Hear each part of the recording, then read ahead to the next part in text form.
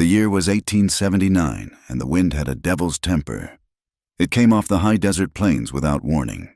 A hot, dry breath that scoured the single street of Dry Willow and kicked the red dust into clouds so thick they looked like smoke from a cook fire.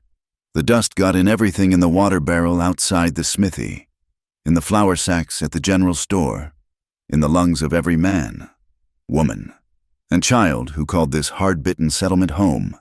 It settled on hat brims and eyelashes, turned clean linen the color of rust, and left a grit on the tongue that no amount of whiskey or well water could fully wash away.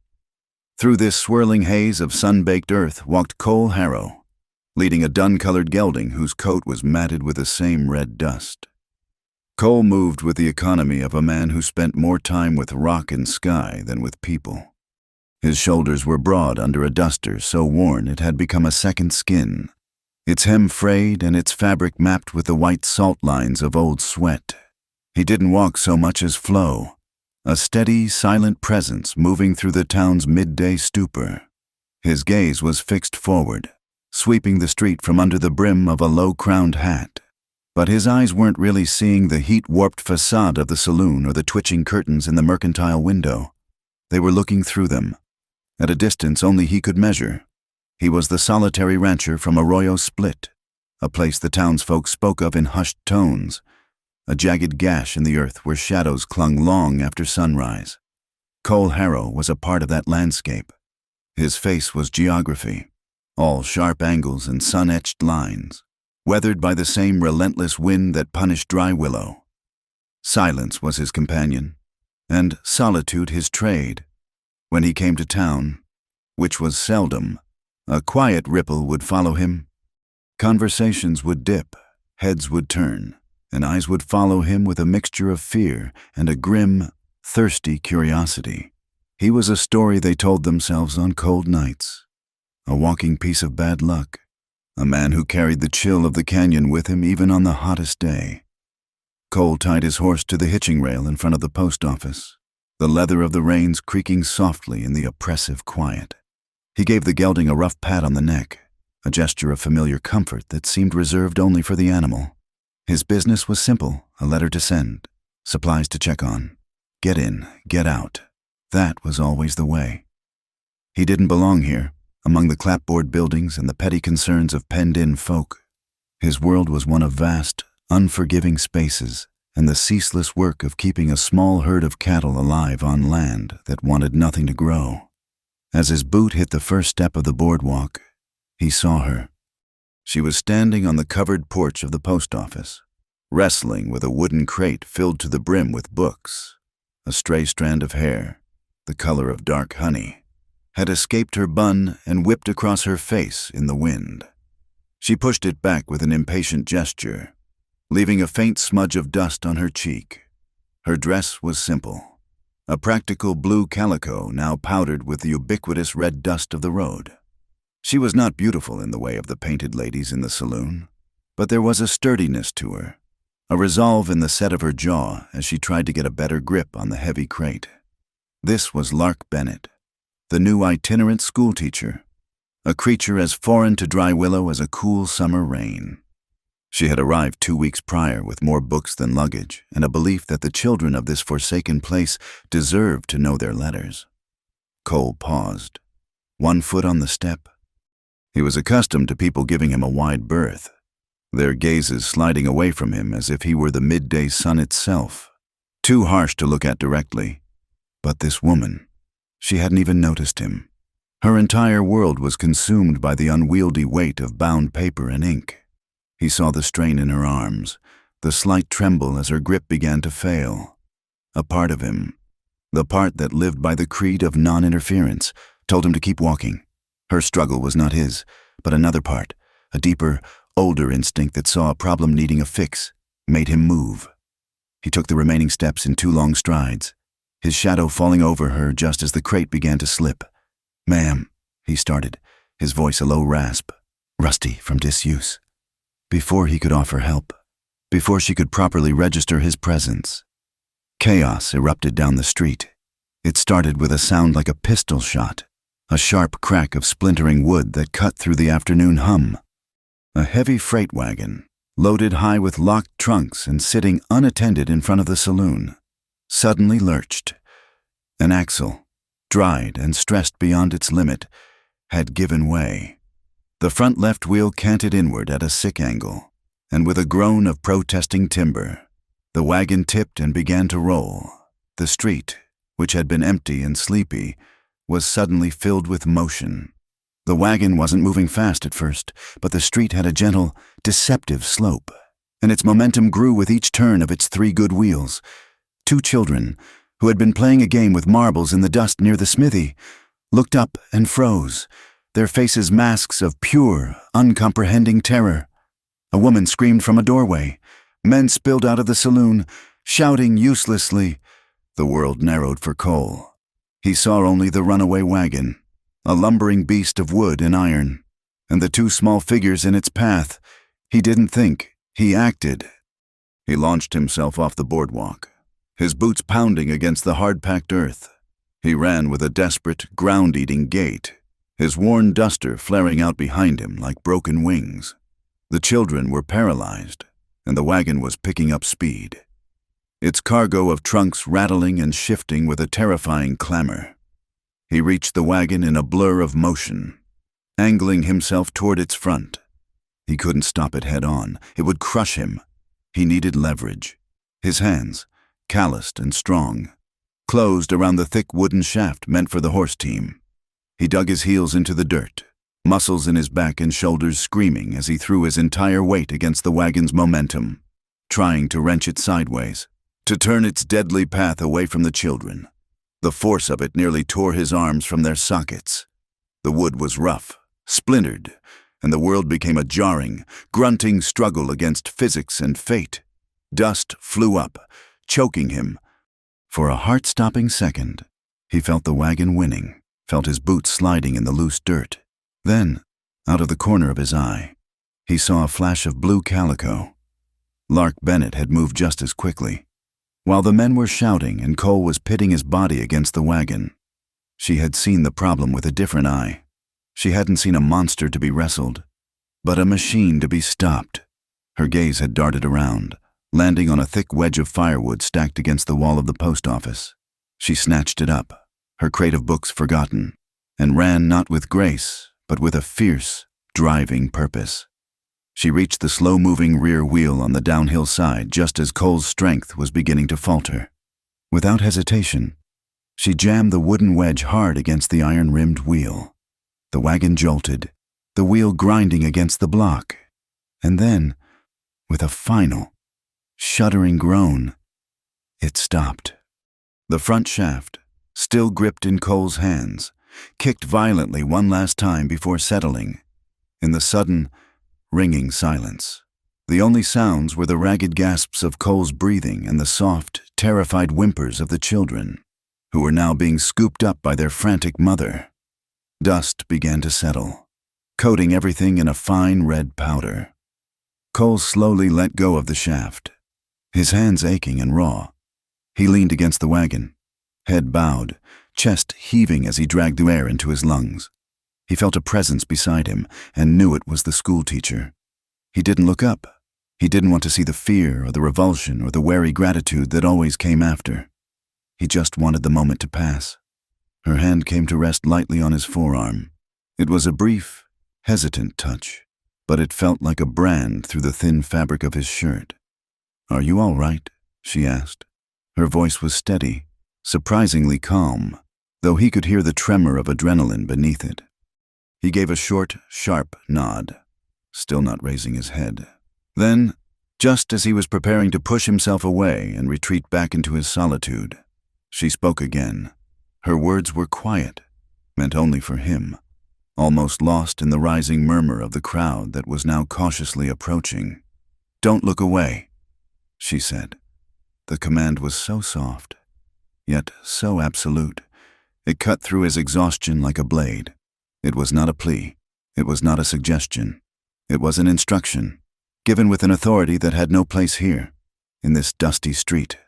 From this woman he did not know. It stopped him cold. For years, people had done nothing but look away from him. He had learned to prefer it. Their averted glances were a shield, a buffer that kept their world and his from colliding too violently. Slowly, reluctantly, he lifted his head. He straightened up from the wagon, turning to face her fully, and he looked. His eyes, the color of a winter sky over a barren desert, met hers. They were eyes that had seen too much sun, too much emptiness. They were guarded, cold, and held the deep, aching loneliness of the canyons he called home. He expected her to flinch, to drop her gaze as all the others did. It was a small, cruel test he subjected everyone to, and they always failed. She didn't. Her eyes were a startling shade of green, like moss growing in a shaded spring, and they held his. They were clear, direct, and saw past the dust and the sweat, past the fearsome reputation and the stories whispered in saloons. In their depths, he saw not fear, but an unnerving sort of recognition. It felt as if she were looking at the man, not the myth. The moment stretched, held taut between them. The sounds of the town, the concerned chatter, the fretful questions of the children's mother faded into a distant buzz. It was just the two of them, standing in the settling dust, locked in a gaze that lasted far longer than was necessary, far longer than was proper. Cole felt something crack within him, a hairline fracture in the wall he had built around himself, stone by painstaking stone. He felt seen. The sensation was so foreign it was painful. Just then, the wind, as if jealous of the stillness, shifted direction. A stronger gust swirled down the street, lifting a sheet of red dust and whipping it around them. It caught in Lark's hair, dusting it with crimson, and threw a fine grit against her face. She shivered. It was a small, almost imperceptible tremor that ran through her, but Cole saw it. He felt it, and he knew, with a certainty that settled deep in his bones, that it was not entirely from the wind. It was from the intensity of his gaze, from the silent, raw truth that had passed between them. The spell was broken. She blinked, and the connection was severed. She took a half-step back, her hand falling away from his arm. The sounds of dry willow rushed back in. From the bat-wing doors of the saloon, several faces peered out. They were hard-bitten men, miners and drifters, their expressions a mixture of surprise and sly calculation. They had seen the whole thing. They had seen the runaway wagon, seen the children, seen the brute strength of Cole Harrow, but most of all, they had seen the look. They had seen the strange, charged stillness between the solitary rancher and the new schoolteacher. One of them nudged another, a grin spreading across his face. A low murmur started, a seed of gossip planted in fertile ground. A new story was being born right there on the saloon porch, a story not of heroism, but of something far more interesting to their thirsty minds. It was the story of Harrow's gaze, and by nightfall, it would have grown into a thorny vine, ready to wrap itself around two unsuspecting people. The school was not a school. It was a barn, loaned with a shrug by a farmer who had more space than hay. The air inside was thick with the ghosts of sweet clover and dust motes that danced like tiny spirits in the shafts of light piercing the warped plank walls. Lark Bennett stood before a slate blackboard that wobbled on its crude easel whenever she wrote. The chalk was poor quality, breaking in her fingers, the pieces skittering across the rough floorboards. Her students, a dozen children of varying ages with scrubbed faces and patched clothes, sat on overturned crates and bales of straw. They squinted, they fidgeted, but their eyes followed her.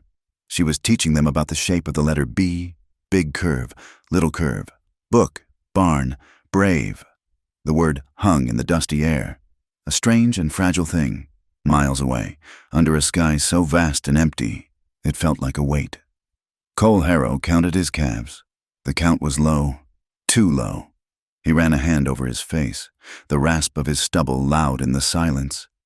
Back in his one-room cabin, a place as spare and unyielding as himself, he sat at a small table. He dipped a pen into an inkwell and opened a ledger. His handwriting was like his planning sharp, practical, without flourish. He added a new line item, another debt for feed. Beside the ledger lay a letter, its envelope already torn open. The paper was crisp, expensive. The letterhead read, Silas Pike Banking Land Title. The words were polite, couched in the language of commerce, but the message was as clear as a noose on a saddle horn. The note on his land was coming due. The numbers didn't add up. They hadn't for a long time. In the Dry Willow saloon, the talk was low and thick as the smoke. "Saw him yesterday," a prospector muttered into his glass. "That look he gave the new teacher, enough to curdle milk." The bartender, a man named Jeb, who polished the same spot on the bar for hours, grunted in agreement. "He brings that bad luck up from the canyon with him. Always has." The story of the runaway wagon had already been twisted. Cole's quick action was now a footnote to the unsettling intensity of his gaze. The town, in its collective, fearful mind, had decided. The man was marked. He carried the taint of Arroyo Split, the shadow of the rock slide that had taken his younger brother years ago. To get tangled up with Cole Harrow was to invite trouble, and the new schoolteacher, they whispered, was stepping right into its path. Lark found the notebook by accident. She had been sweeping the path to the barn, trying to create some small semblance of order, when her broom caught on something tucked beneath a loose stone. It was a small, leather-bound book, its cover scuffed and stained, the pages swollen from a long-ago rain. She opened it. The pages were filled with dense, hurried script and precise, hand-drawn maps of fence lines. It was a plan, a detailed, almost desperate strategy for refencing a plot of land. Page after page detailed the required feet of wire, the number of posts, the weak points in the old barrier, the places where cattle were most likely to stray. There was no name, but she knew. She had seen that same intense focus in his eyes. This was Cole Harrow's. This was the map of his struggle.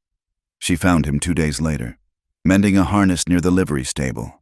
He worked with a quiet, brutal efficiency, his hands sure and strong as they pulled the thick leather taut and drove the awl through. He didn't see her approach until she was standing a few feet away. He went still, the needle held mid-stitch. His first instinct was to turn away, to retreat behind the wall of his reputation.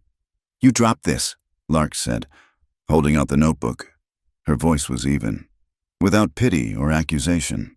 He looked at the book, then at her face. His eyes, those cold desert eyes, darted away, fixing on a point somewhere over her shoulder. He took the notebook from her, their fingers brushing for a fraction of a second. The contact was nothing, a passing touch of skin on skin, but it felt like a spark in the dry air. "Thanks," he said. The word was clipped, rough around the edges. He shoved the book into his duster pocket, his gaze still avoiding hers. He wanted to leave.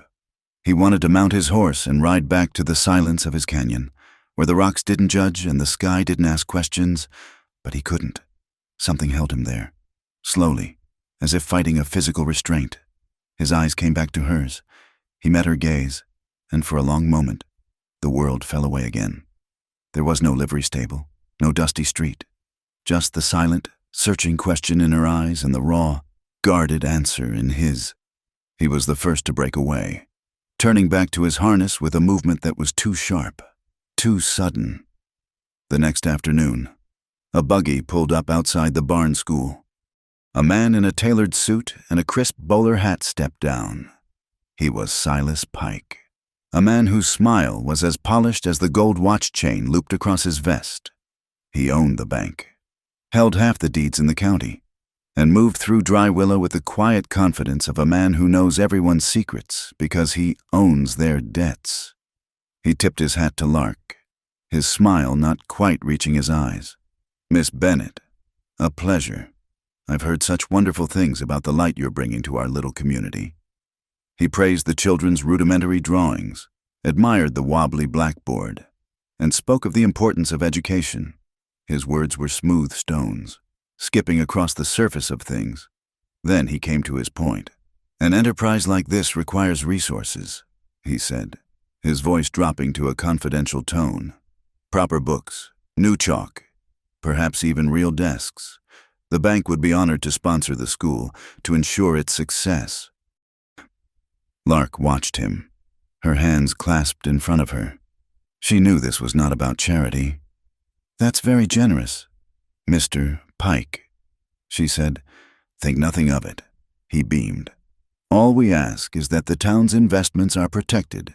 That means maintaining a certain propriety. It would be a shame for your good work to be associated with unsavory elements.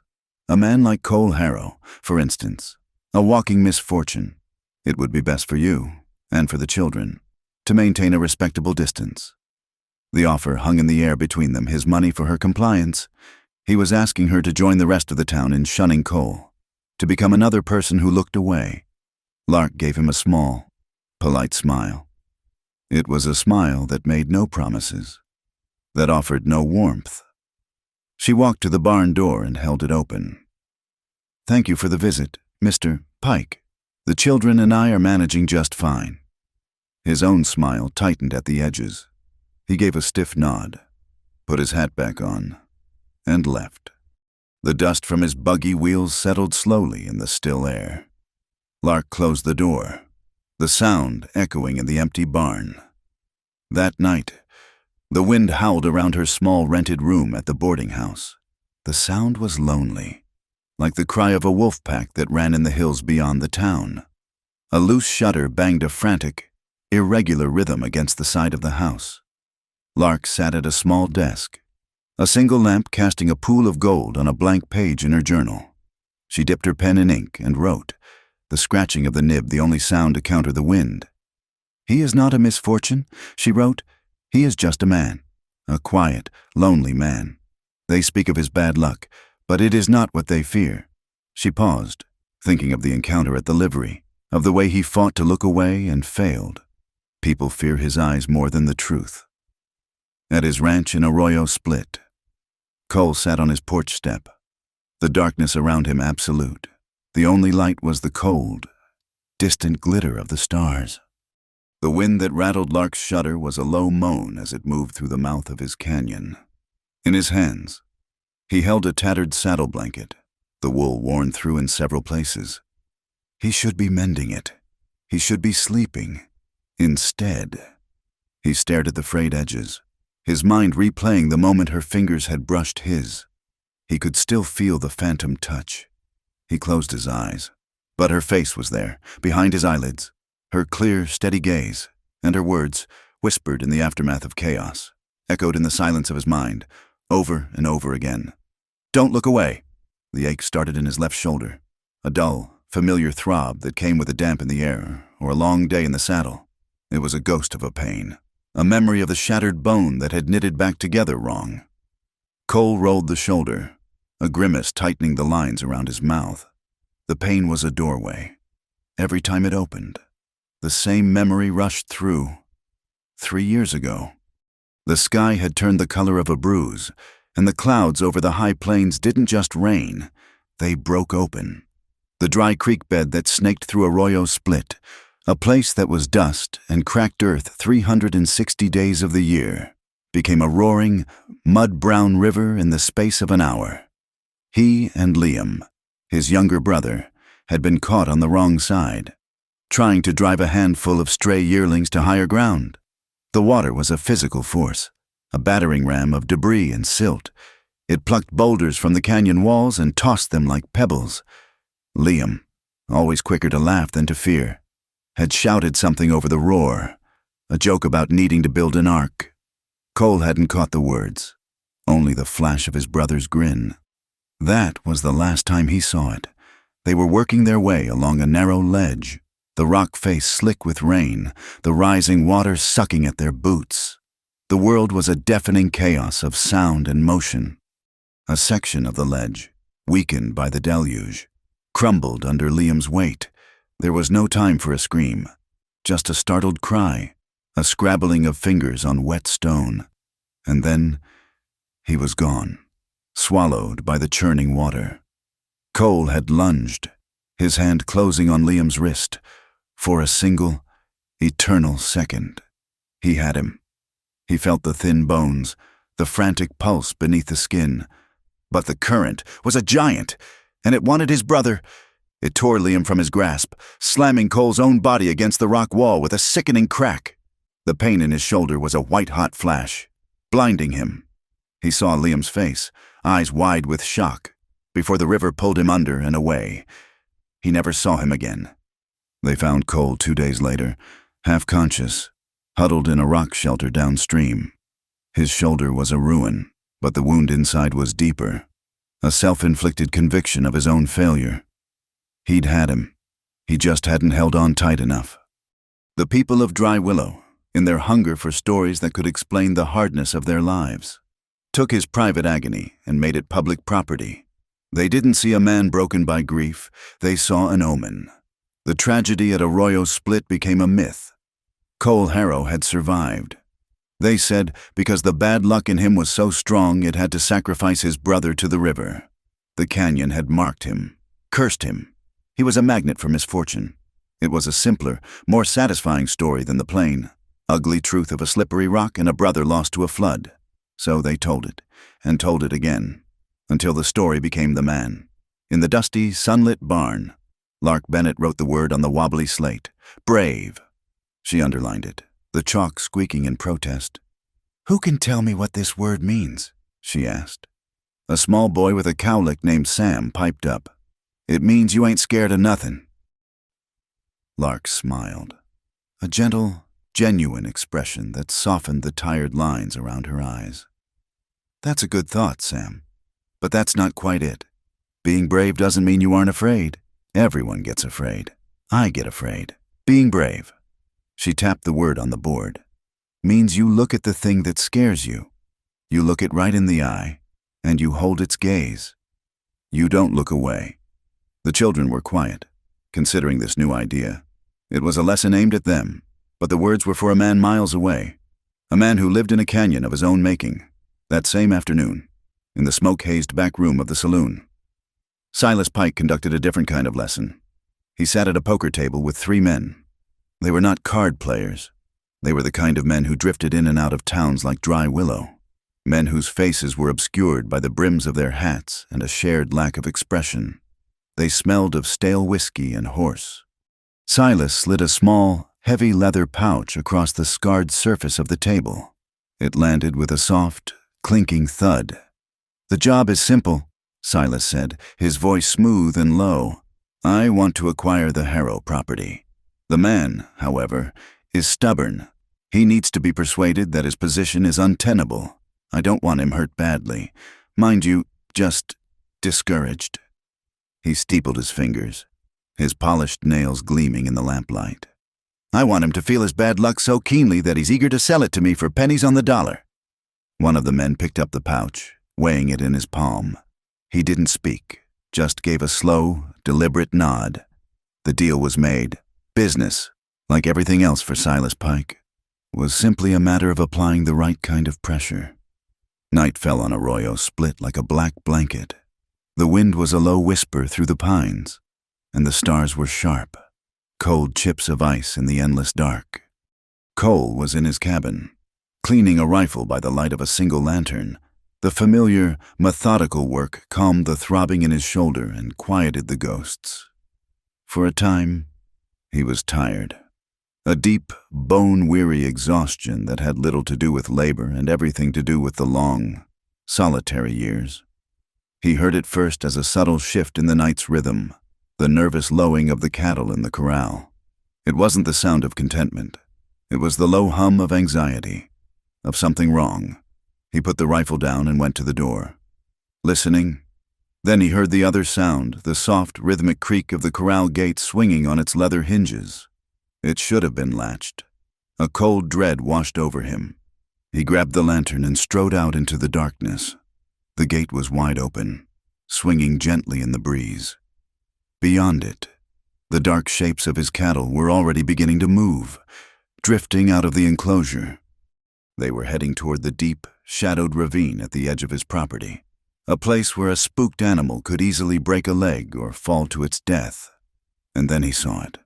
The thick rope that served as a latch had been cut, sliced clean through with a sharp knife. This was no accident. This was malice. He swore, a raw, angry sound torn from his throat. He set the lantern down and ran. trying to get ahead of the lead steer, to turn the small herd back. It was a fool's errand for one man in the dark. The animals were confused, shuffling forward with a momentum of their own. He was shouting, waving his arms, a lone figure fighting a tide of shadow and horns. He could feel his meager future, the one he fought for every single day, slipping away into the darkness of the ravine. It was then that he saw the other light, a small, bobbing star moving steadily up the path from the main road. At first, he thought it was one of them, the saboteurs coming back.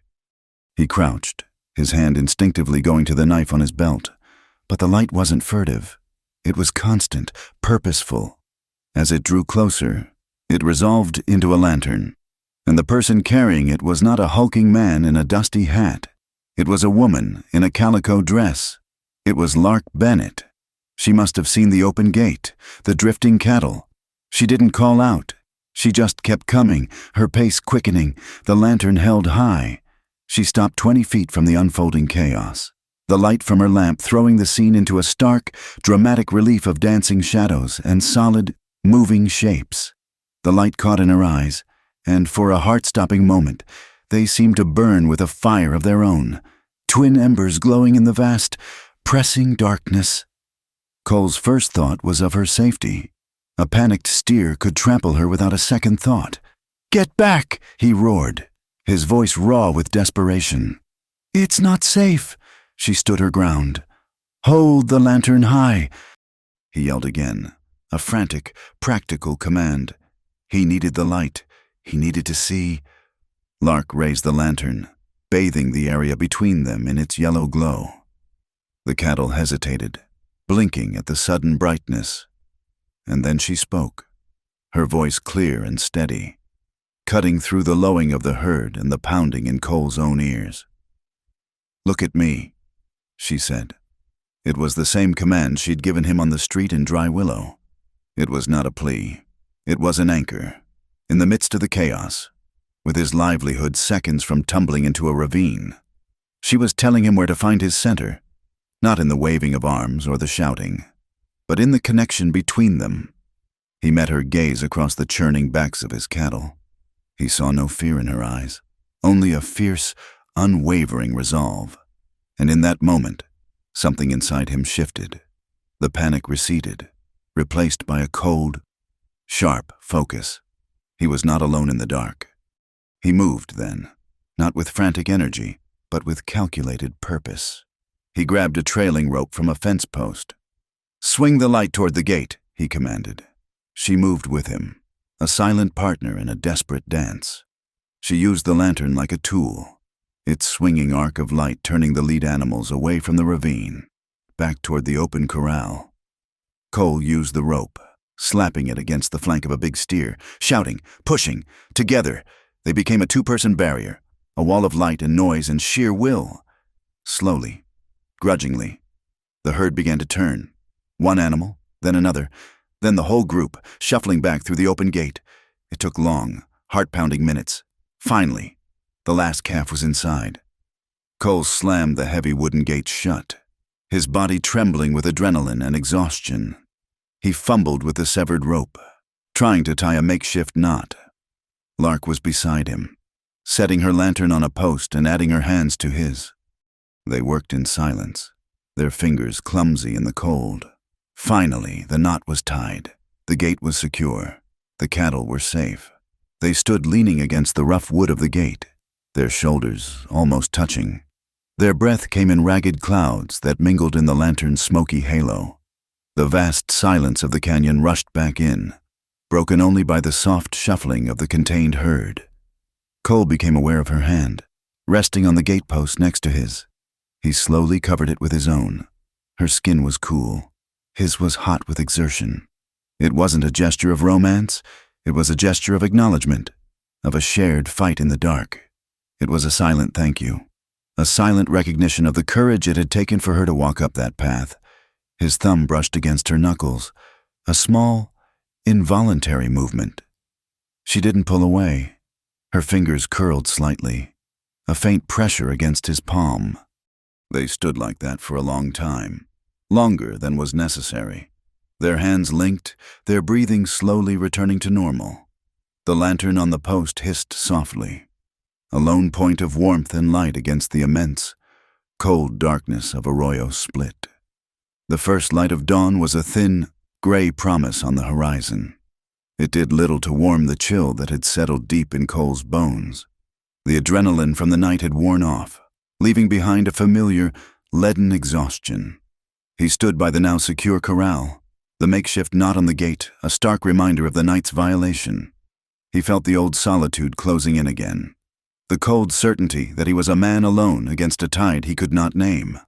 Lark had gone back to her rooms an hour before sunrise, refusing his gruff offer to see her safely to town. She had simply nodded, a silent understanding passing between them, and walked back down the path, her lantern a receding star. Now, as the sky began to bleed purple and orange, she was back. She walked with that same determined stride, holding something in her hand. She didn't waste time with greetings. She stopped in front of him and held out a worn leather work glove. "I found this near the gate," she said, caught on a thorn bush. It was a common enough thing, but there was something on it. A fine, reddish-brown dust was caked into the seams and smeared across the palm. It wasn't the common red dirt of the valley floor. This was different, deeper in color, with a faint, almost metallic sheen in the new light. Cole took the glove. The leather was stiff, the shape of a large hand still pressed into it. He rubbed the dust between his thumb and forefinger. It was gritty, heavier than normal soil. A knot tightened in his stomach. He knew this dirt. Every man in the county knew it. "This is from the Red Ridge," he said, his voice flat. "Pike's private claim." Silas Pike owned a small, worked-out iron ore mine on a ridge overlooking the valley. The ore was poor grade, but the tailings, the waste rock, had this distinctive, unmistakable color. The mine was on private property, fenced and posted. No one went there except Pike's own men.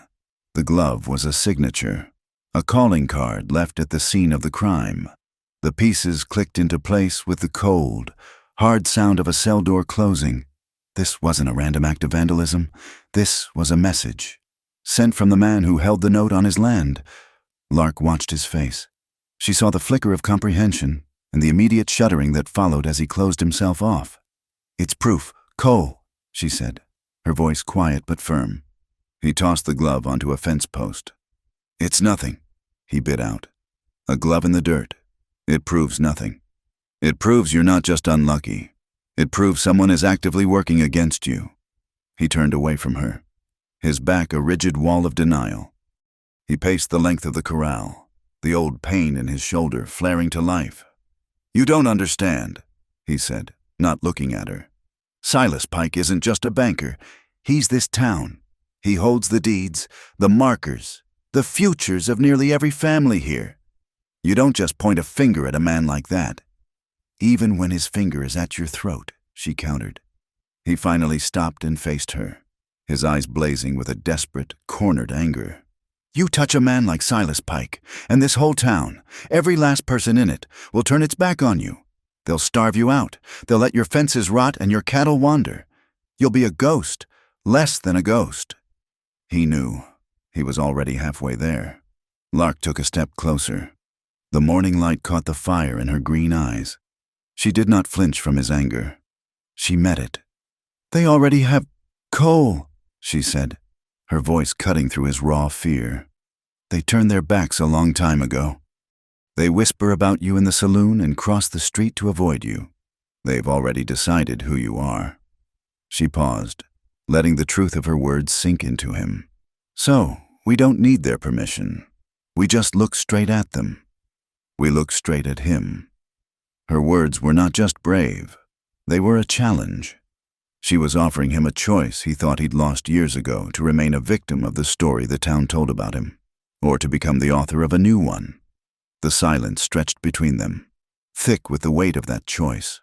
The sun crested the ridge, and its light fell on his face, illuminating the harsh lines of his doubt and the deep-set weariness of his long fight.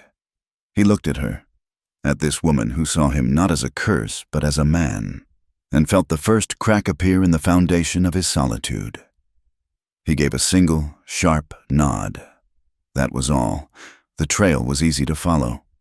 A faint dusting of the red ore, shaken from the boots and clothes of the night riders, was visible on the dry ground, leading away from his property and onto the public road. They followed it on foot, keeping to the cover of the scrub oak and mesquite that lined the path. Cole moved with the practiced silence of a hunter, his eyes scanning every rock and shadow. Lark followed close behind, her step surprisingly quiet, her focus absolute. The trail led them, as they knew it would, toward the fenced-off land of the Red Ridge claim. The sun was higher now, beating down on them. The air was still and hot. As they neared the barbed wire fence that marked Pike's property, Cole held up a hand, stopping her.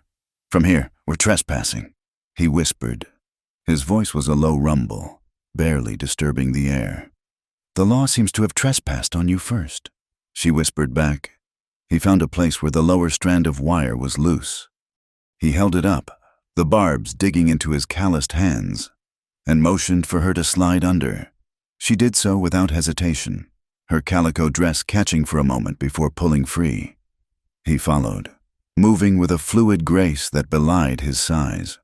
They were in a shallow canyon now. The walls around them stained the color of old blood. The air was different here, heavy with the mineral scent of iron. They moved slowly, carefully, from one rock outcropping to the next. Up ahead, they heard the faint chink of metal on stone. They crawled the last 50 yards on their bellies, the sharp gravel digging into their elbows and knees. They came to the edge of a small clearing, hidden behind a thicket of greasewood. Below them was the entrance to the old mine shaft, little more than a dark maw in the side of the hill. 2 of the men from the saloon were there. They weren't trying to be quiet.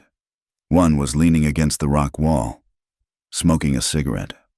The other was digging a shallow hole with a spade. Beside them was a large canvas sack.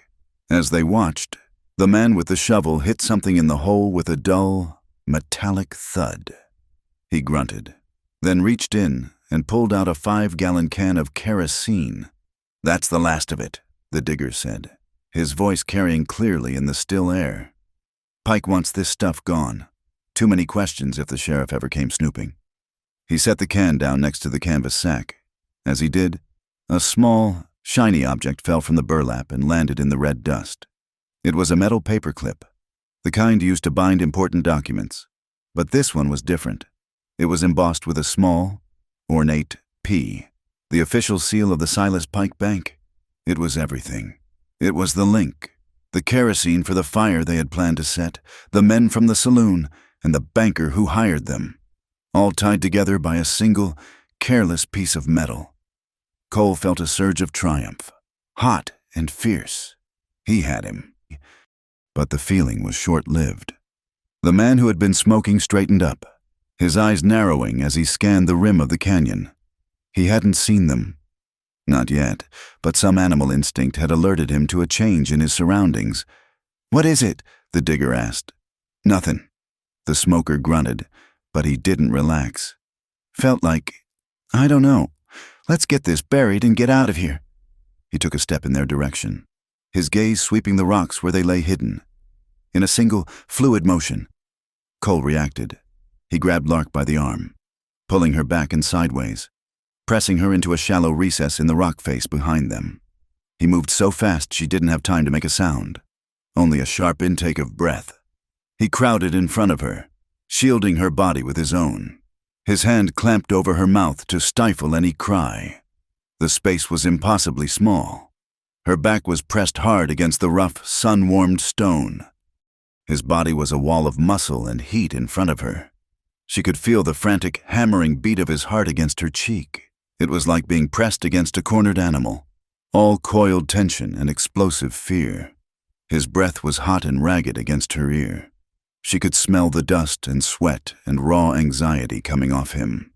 His fear was so palpable it was contagious. Her own heart began to pound in a panicked rhythm. The shadow of the man above them fell across the opening of their hiding place.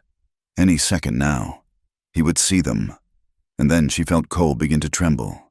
It was a fine, almost imperceptible tremor, the shaking of a man at the absolute edge of his control. He was ready to fight, ready to explode out of the alcove in a blaze of desperate violence. It would get them both killed. She reached up, her small hand covering his much larger one where it was clamped over her mouth.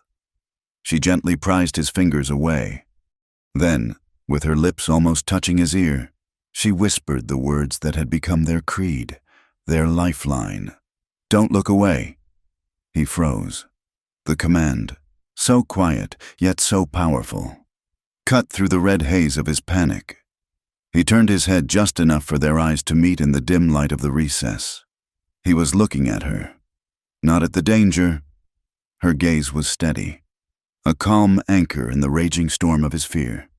She was not afraid, or if she was not letting it rule her. She was simply there, with him, holding him with nothing more than her eyes. He held her gaze. He felt the wild hammering in his chest begin to slow, the frantic tremor in his limbs subsiding. He drew a long, slow breath, then another. The world came back into focus. The immediate, violent impulse was gone, replaced by the cool calculation of a survivor. They heard the man above them spit on the ground. "Just a damn lizard," he muttered, and then his shadow moved away. They listened as the sounds of the shovel started again, followed by the dull thud of dirt filling the hole. After what felt like an eternity, they heard the footsteps of the two men receding down the canyon. They waited in silence, not moving, until the only sound was the buzz of a lone fly and the whisper of the wind. Cole slowly eased himself away from her, giving her space to breathe.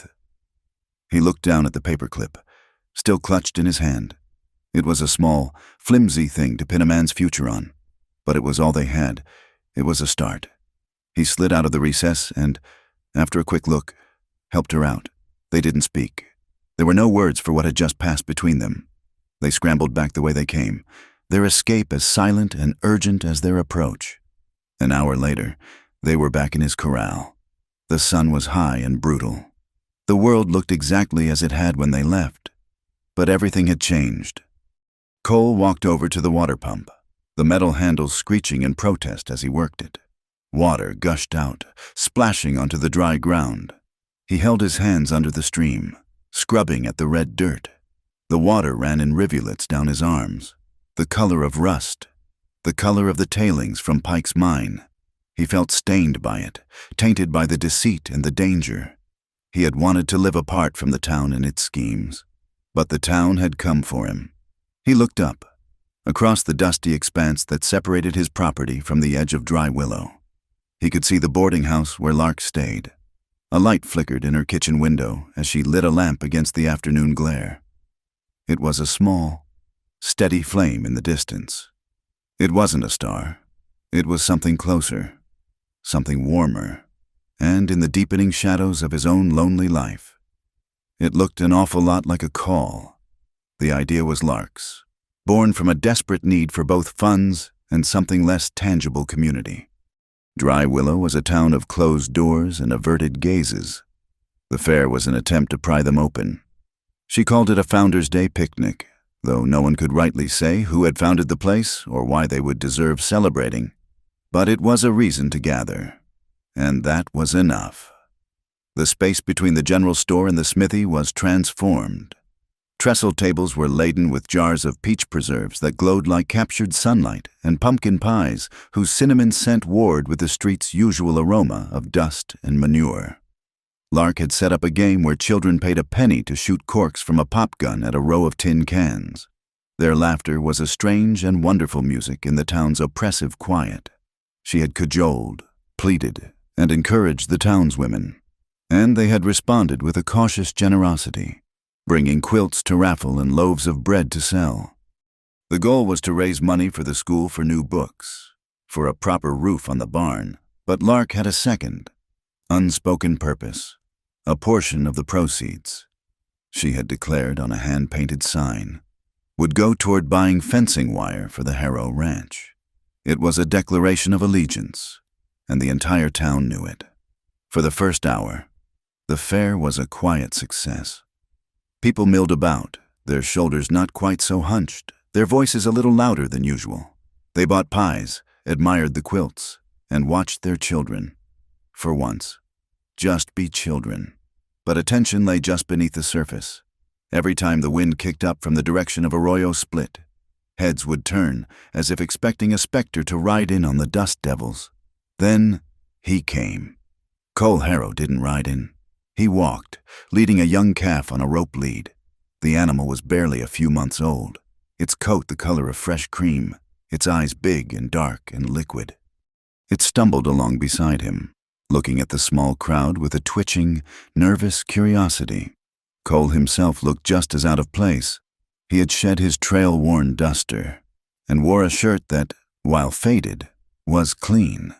He held his hat in his hands, not on his head, and the gesture made him look younger, more vulnerable. A hush fell over the gathering. Conversations died. The laughter of the children faltered. It was as if a cloud had passed over the sun. The townspeople froze, their ingrained fear and suspicion rising like a physical barrier. They saw not a man bringing a gift, but a curse walking among them.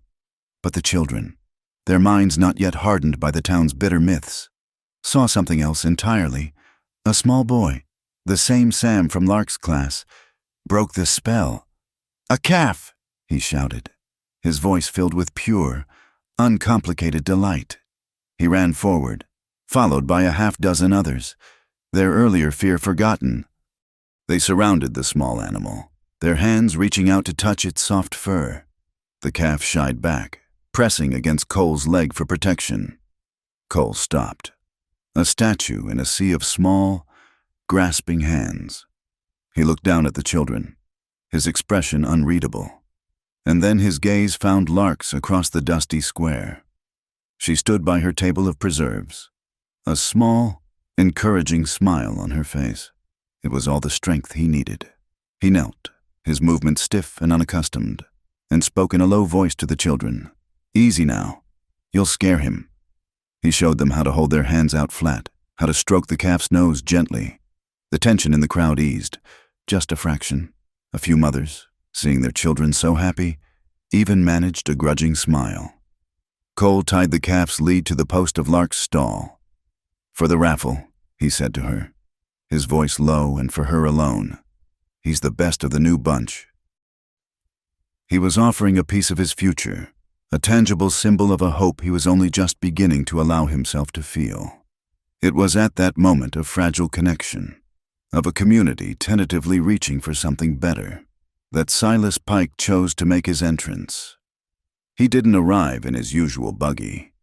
He walked, flanked by two of his clerks, carrying a large, heavy barrel of flour between them, as if it were a ceremonial offering.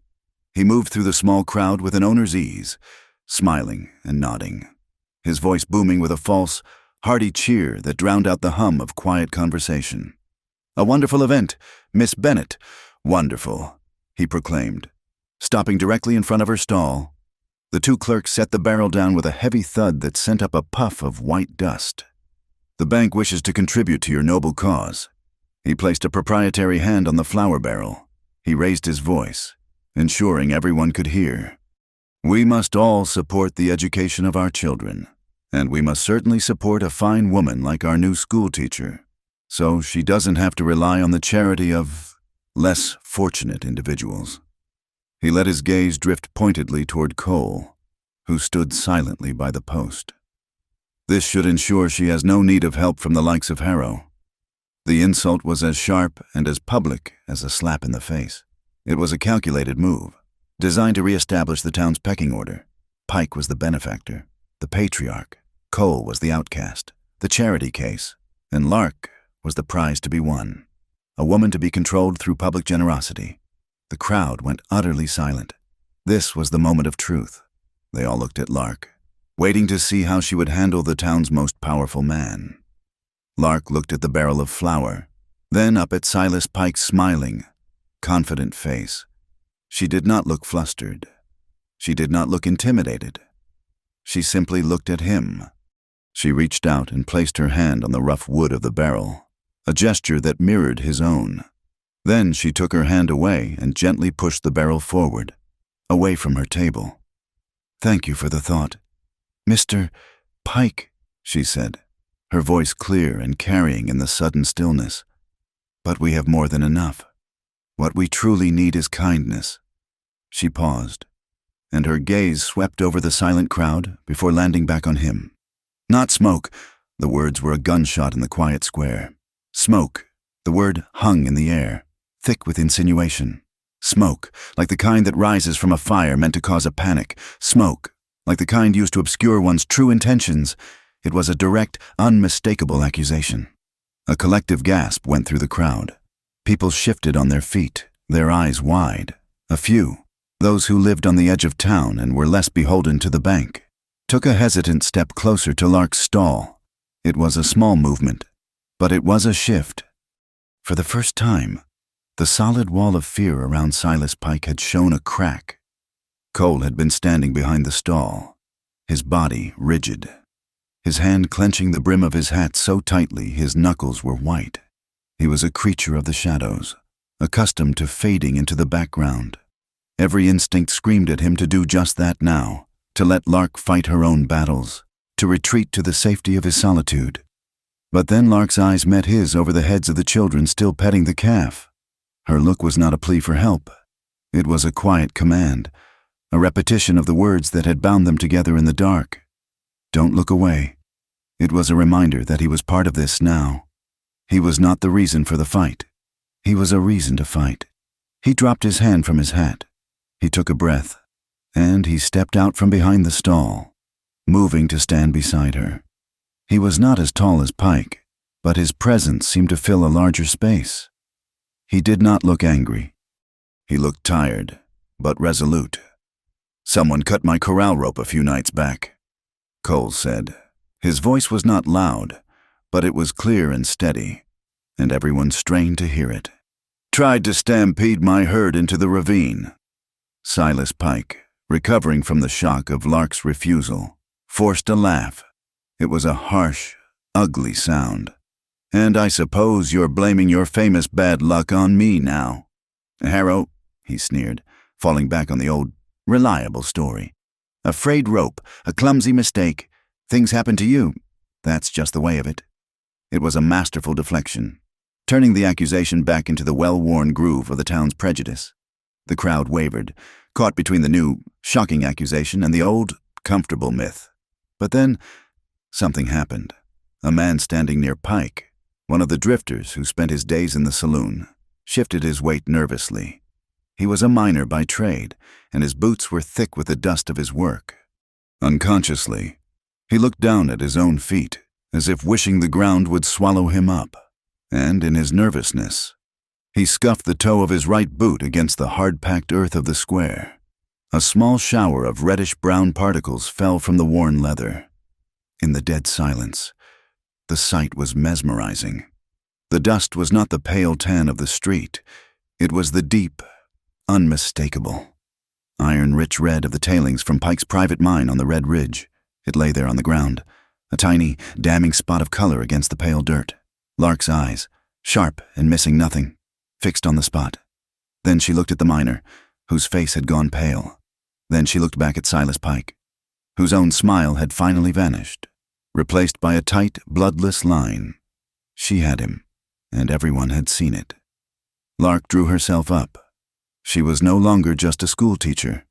She was an arbiter of a truth the town had long chosen to ignore. Her voice, when she spoke, was not loud, but it held the authority of an iron bell.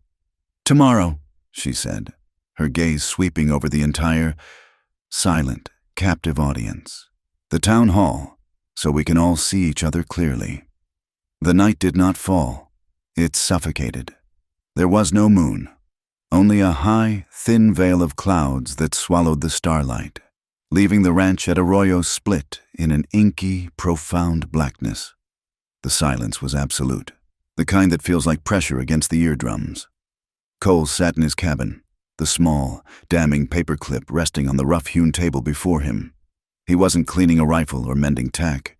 He was simply watching it, this tiny piece of metal that had become the fulcrum of his life. Lark was asleep in the small adjoining room he'd added to the cabin years ago for a hired hand he could never afford. After the confrontation at the fair, it had been an unspoken certainty that she would not be safe at the boarding house. She had packed a small bag, and he had ridden back with her, the town's suspicious eyes following them all the way.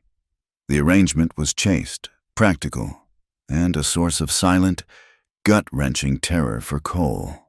Her presence in his home was a light so bright it threatened to expose every dark corner of his solitude. The first sound was wrong, not the hoot of an owl or the cry of a coyote. It was the soft crunch of a boot on gravel where no boot should be. Cole was on his feet in an instant, his body moving with the fluid silence of a predator. He didn't reach for a rifle. A gunshot would be an announcement. He picked up the heavy iron poker from the hearth. He moved to the window, peering through a tiny gap in the curtain. 3 figures, dark shapes against the deeper dark, were moving toward the barn. They were masked, their faces covered with rough bandanas. They moved with a low, skulking purpose. Then he smelled it.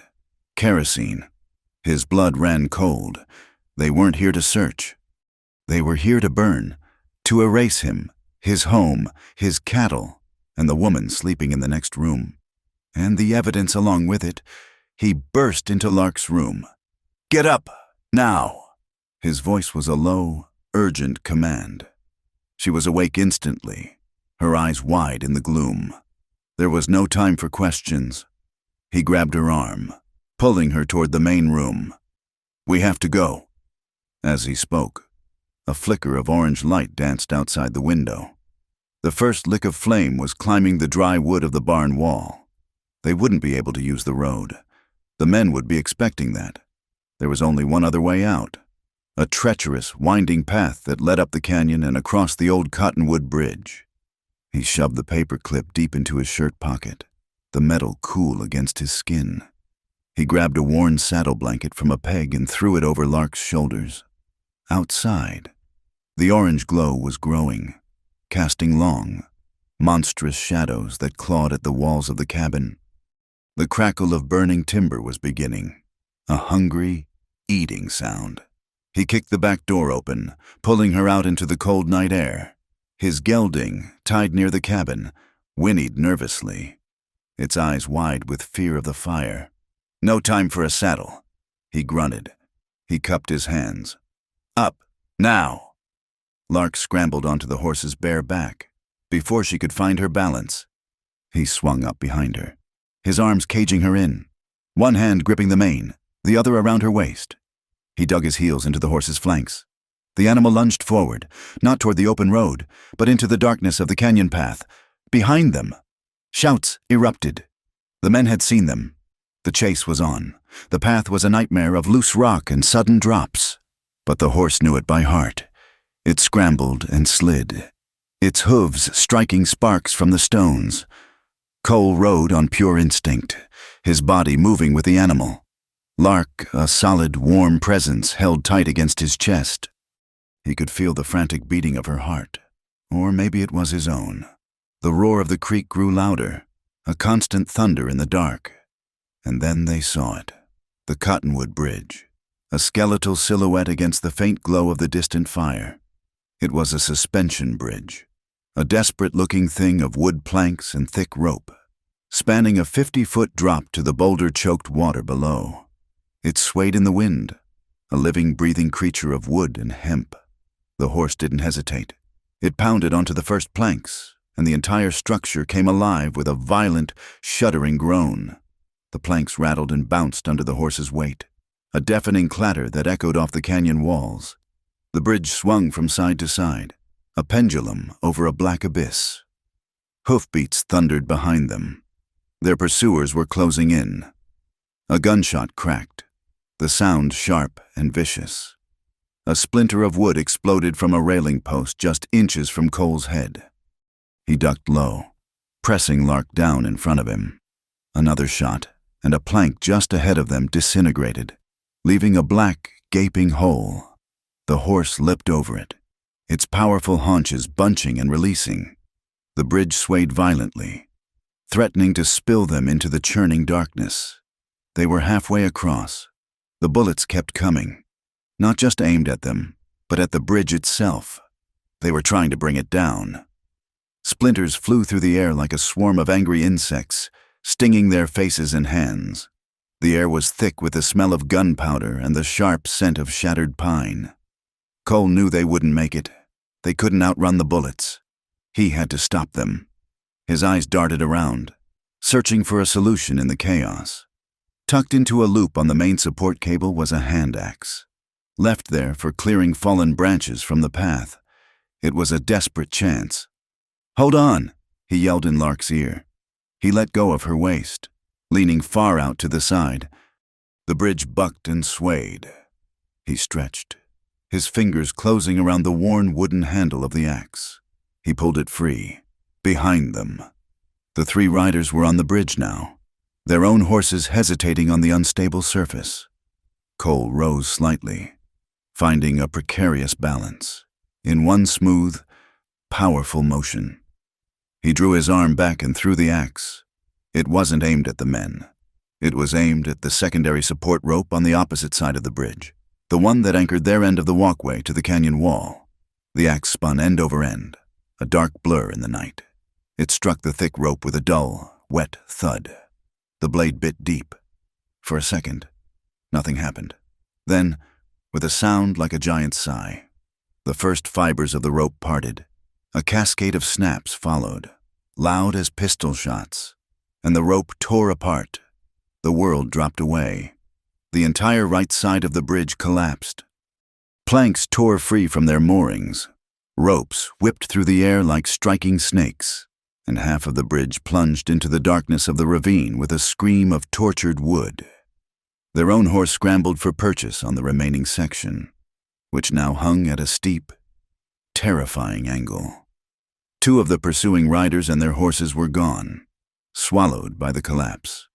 But the third man, the one in the lead, had been just a few feet from the midpoint. As the bridge fell away beneath him, he leaped. It was a feat of pure, desperate athleticism. He launched himself from the back of his falling horse, flying through the air and landing in a hard, rolling crouch on the narrow, slanted section of the bridge that remained, just feet from them. He rose, a long knife gleaming in his hand. Cole slid from the horse's back, pushing Lark toward the safety of the far bank. "Go!" he yelled. "Get to solid ground." He turned to face the man. They were balanced on a few feet of splintered, angled planking, the roaring creek a hungry mouth below. The man lunged, the knife a silver arc. Cole sidestepped, the blade slicing through the fabric of his shirt. He grabbed the man's wrist, twisting hard. They grappled, two figures locked in a clumsy, brutal dance of survival on the edge of nothing. Lark hadn't run. She had scrambled off the horse, her hand closing around the only thing she could find, the heavy lantern she had brought from the cabin, still miraculously lit. As the two men struggled, she swung it with all her might, the metal base connected with the side of the man's head. He grunted, stumbling back, but the lantern shattered on impact. Burning oil splashed across the wooden planks and across the attacker's shoulder. The wood ignited instantly. A wall of flame erupted between them. The attacker screamed, beating at the flames on his jacket. In that moment of chaos, Cole lost his footing. His boot slipped on a patch of spilled oil. He fell backward, his body sliding down the steep angle of the remaining bridge. His hands scrabbled for purchase, finding nothing but splintered wood. He went over the edge. His fingers, by sheer, raw instinct, caught the jagged edge of a broken plank. He was dangling, the full weight of his body hanging from one hand, the raging water a dizzying distance below. His grip was failing. The pain in his old shoulder injury flared, a blinding sheet of agony. The masked man, his panic momentarily forgotten, saw his chance. He stomped down hard on Cole's exposed hand. Cole roared in pain, his fingers slipping. He was going to die. "Cole!" Lark's voice cut through the pain and the roar of the water. She was lying flat on the bridge, her body pressed against the wood for stability, her arm stretched down toward him. She wasn't reaching for his hand. She grabbed his wrist, her grip surprisingly, impossibly strong. He looked up. Her face was illuminated by the fire, her features stark and fierce. Her hair had come undone, whipping around her face in the wind. There was no fear in her eyes, only a blazing, absolute certainty. They were locked together, a man and a woman hanging between fire and water, life and death. The world narrowed to the pressure of her hand on his wrist and the unflinching resolve in her eyes. The old words rose in his mind, not from her, but from him, a prayer to the only faith he had left. Don't look away. He held her gaze. He drew on the strength he saw there, a strength he never knew existed. He let the pain, the fear, the roaring chaos fall away and focused on that single point of connection. He tightened his grip, pulling himself up, using her as an anchor. At the same time, the attacker, emboldened, raised his foot for a final, decisive kick. As Cole's head cleared the edge of the bridge, he swung his free arm. Grabbing the man's ankle, he pulled. Hard. The attacker, caught off balance, flailed wildly for a moment, his arms windmilling in the fiery air. And then he was gone, his scream swallowed by the roar of the creek below. Lark helped pull Cole the rest of the way onto the bridge. They scrambled on hands and knees across the remaining planks to the solid ground of the far bank, dragging themselves into the shadows just as the last of the burning bridge supports gave way. The rest of the structure tore free with a final, agonized groan and vanished into the darkness. They lay on the cold ground, gasping for breath, the sounds of the fire and the creek and their own ragged breathing filling the world. Cole's hand instinctively went to his chest. He felt the hard, sharp outline of the paper clip against his ribs. It was still there. They had survived. Slowly, they got to their feet, behind them, across the now impassable canyon. The fire at the ranch was beginning to die, a dull, angry red glow against the horizon. It was the end of his home, the end of his past. Ahead of them, the path was dark and unknown, but the clouds had begun to break apart. Stars were appearing, scattered across the blackness like a handful of salt thrown on a dark cloth. They were cold and distant, but they were there. They offered no warmth, but they offered light. They turned, and without a word, began to walk into the night. Dry Willow did not have a courthouse. Justice, when it was required, was dispensed in the only building large enough to hold the town's conscience, the simple wooden church at the end of the main street. It was a place of unadorned pine pews, a plain wooden cross, and tall, narrow windows that let in the hard, unforgiving light of the high plains. On this day, it was packed. Every bench was full, and men stood 3 deep along the back wall, their hats held respectfully in their hands. They had come not for a sermon, but for a reckoning. At the front, behind a table that usually held collection plates, sat Judge Avery.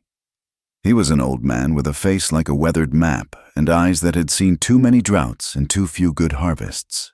He was not a real judge in the legal sense, but he was the closest thing to impartial authority the town possessed. He banged a small wooden mallet on the table, the sound unnaturally loud in the solemn silence. "This hearing will come to order," he announced, his voice a dry rustle. "We are here to listen to a serious accusation. Miss Bennett, Mr. Harrow, you may approach." Lark and Cole walked down the central aisle. The entire town watched them, 100 pairs of eyes following their every step. They were no longer just the school teacher and the outcast. They were a single, unified entity, moving together into the center of the town's attention. Cole's face was a stoic mask, but Lark could feel the fine tremor in the hand that brushed against hers as they walked. She gave his fingers a quick, reassuring squeeze before they reached the front. Lark spoke first. She stood straight and tall, her voice clear and steady, refusing to be intimidated by the weight of so many stares. She placed the singed leather glove and the small, embossed paper clip on the table in front of Judge Avery. This glove was found on Mr. Harrow's property the morning after his corral rope was cut. She began, her tone factual and devoid of emotion. "As you can see, it is covered in a distinct red dust. This paper clip was found at the site of the old Red Ridge mine on Mr. Pike's private land, where we witnessed men burying cans of kerosene." A low murmur rippled through the pews. red-ridged dust, kerosene. These were not the elements of misfortune. They were the ingredients of a crime. Then it was Cole's turn. He did not raise his voice. He did not gesture wildly. He stood with a stillness that was more powerful than any outburst. And he told them what had happened. He spoke of the fire in the night, the masked men, the desperate flight into the canyon. He described the ride across the Cottonwood Bridge, the sound of the bullets tearing through the planks, the horrifying collapse of the structure that had served their community for 50 years. He told it all in a flat, dispassionate voice, as if he were describing a fence line that needed mending. The quiet, unadorned horror of his story was devastating. The town was utterly silent, captivated, picturing the splintering wood and the fall into darkness. When he finished, Judge Avery looked at Silas Pike, who sat in the front pew looking not like an accused man, but like a bored spectator at a dull play. "Mr. Pike," the judge said, "you've heard the accusation." Pike rose slowly, smoothing the front of his tailored vest. He exuded an aura of untouchable confidence. He did not even glance at the evidence on the table. "Judge, townspeople," he began, his voice rich and reasonable. "This is a sad, desperate story from a sad, desperate man. We all know Mr. Harrow's history. We know the shadow he lives under." He let that sink in, playing on their ingrained fear and superstition. "As for me, I am a businessman. My only dealings with Mr. Harrow are a matter of public record." He produced a folded document from his coat pocket and laid it on the table. It was the loan agreement for Cole's land, stamped with the official seal of the bank. "This note is past due," Pike said calmly. "Mr. Harrow's land was already destined to be forfeit. Its fate was sealed by poor management and bad luck, not by some fantastic tale of midnight arsonists and collapsing bridges. He has concocted this story to avoid paying his debts and to cast blame for his own failures." The argument was brutally effective. It shifted the narrative from crime to commerce, from malice to mathematics. In a town where debt was a constant, suffocating reality, this was a language everyone understood. Cole was a failed rancher. Pike was the man who held the paper. The townspeople stirred, their loyalties wavering. It was easier, safer, to believe in a man's bad luck than in the banker's bad heart. Judge Avery looked from the loan document to the paperclip, then at Cole's grim face and Lark's unwavering one. He was caught between two powerful stories. He picked up the mallet. "I cannot render a verdict on suspicion alone," he said, his voice heavy. "But the evidence presented is troubling." He looked directly at Silas Pike. "I am giving this town 3 days.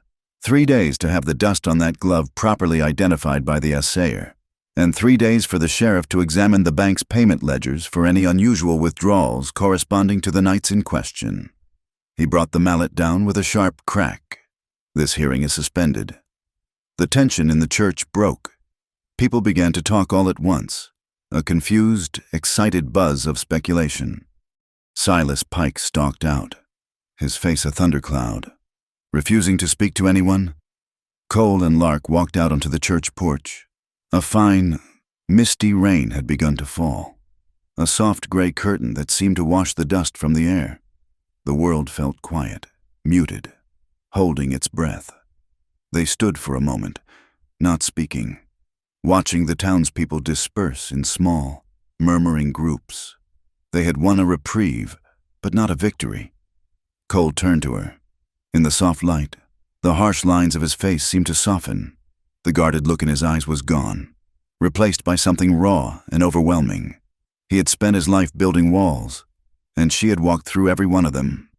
He felt a deep, aching need to close the small distance between them, to feel something solid and real in a world that had just been torn apart. He leaned in, his gaze fixed on her mouth. His movement was slow, hesitant, full of a question he didn't know how to ask. He could feel the warmth of her breath, smell the scent of rain in her hair. He was a whisper away from kissing her, from sealing the bond that had been forged in fire and darkness. He stopped. The space between their lips was charged with everything they had been through, everything they had not yet said. Lark didn't pull away. Instead, she raised a hand and laid it gently on the front of his shirt, just over his heart. Her touch was light, but it was enough to hold him in place. "When there's still a fight," she said, her voice barely a whisper, "don't make promises." It wasn't a rejection. It was the opposite. It was a recognition of the truth. A kiss, now, would be a promise of a future they hadn't yet earned. It would be a distraction from the battle that still lay ahead. She was telling him to wait, to see this through to the end. He held her gaze for a long moment. Then, slowly, reluctantly, straightened up. He gave a single, almost imperceptible nod. He understood. Over the next 2 days, something remarkable began to happen in Dry Willow. The town, which had for so long been a silent accomplice in Cole's isolation, began to stir. The change wasn't loud or dramatic. It came in small, quiet gestures. The morning after the hearing, when Cole and Lark rode out to survey the smoking ruins of his ranch, they found a stack of fresh-cut lumber near the path. There was no note. It was just there. Later that day, a farmer's wagon rattled up the road and left behind 3 rolls of fencing wire. The blacksmith's wife left a basket on the porch of the boarding house, filled with bread, cheese, and a jar of apple butter. People were erasing the lines they had drawn. They were contributing what they could wood, wire, food to rebuild what had been destroyed. It was a communal act of penance, a quiet apology for years of averted gazes and whispered rumors. They were not just rebuilding a fence, they were mending the social fabric of their own town. At the barn school, Lark's students took up the cause in their own way. They found a wide, smooth plank of wood, and with a can of black paint, they carefully lettered a sign. Their brushstrokes were uneven, the letters wobbly, but the message was clear and strong. It was the phrase their teacher had taught them, the one they now understood in a way no lesson could have planned. They hung the sign over the door of the barn, a new motto for their small, struggling school. It read, "Don't look away." That night, Cole did not sleep in the spare room at the boarding house. He sat in a hard-backed chair in the main room, facing the door. The fire in the small hearth had burned down to embers, casting a faint, flickering light on his weary face. The fight wasn't over.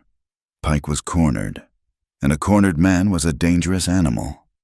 Cole did not know what the next day would bring, what desperate move Pike might make. He sat his lonely vigil, a sentinel guarding the fragile peace they had fought so hard to win. He did not have a rifle across his lap. That was too loud, too clumsy. Instead, resting on the small table beside him, its blade catching the faint red glow of the dying embers, was a long, sharp kitchen knife. The third day dawned heavy and gray, the sky the color of old pewter. The rain had passed, but it had left the air thick and still, charged with an unspoken anticipation. The church bell did not ring to call the faithful to prayer, but its silence was just as potent. By mid-morning, the pews were full once more. This time, the mood was different. The fearful curiosity of the first hearing had been replaced by a tense, focused gravity. The people of Dry Willow had come not just to watch, but to bear witness. Judge Avery sat at the front, his face carved from granite.